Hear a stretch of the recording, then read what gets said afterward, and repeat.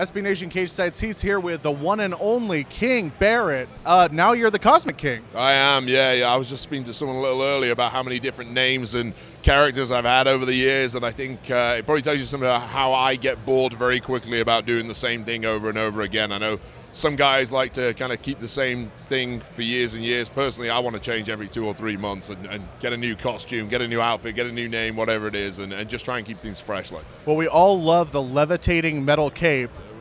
Is the Cosmic King going to stick around, do you think? Well, potentially it's one and done. We'll see. I mean, we'll see how we do at SummerSlam. If we win, he's going to stick around. If we lose, it might be one night only. Okay.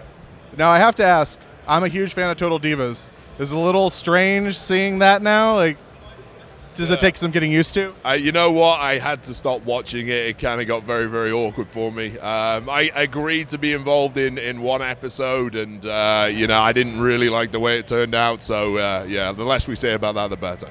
I want you to tell me about your least favorite experience you've ever had with an insect.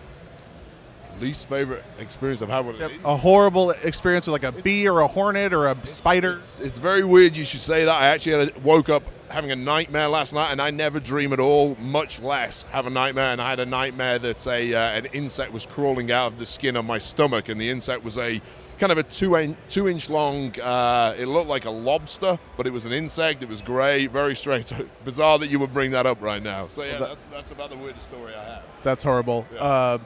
What one food do you think you could eat the most of, and how much of it do you think you could eat? I think I could live all day eating Indian curry. I love it. I'm an Englishman, and everyone thinks the stereotype is that English people love fish and chips. It isn't true. We don't eat that anymore. We eat Indian food.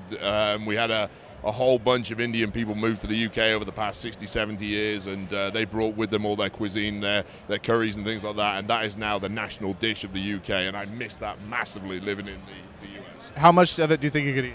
I think I could. I mean, I could just keep going until I passed out, if I'm honestly. I've got a pretty small waist these days. I used to be able to put away a bit more, but yeah, I mean, when I go home to the UK, that's the first thing I do is go try that down. I've got one more question for you. How do you pronounce this word? I actually know. It's GIF. I read that on the internet about 6 months ago. So there we go. Well, thanks very much for joining us, everybody. King Barrett.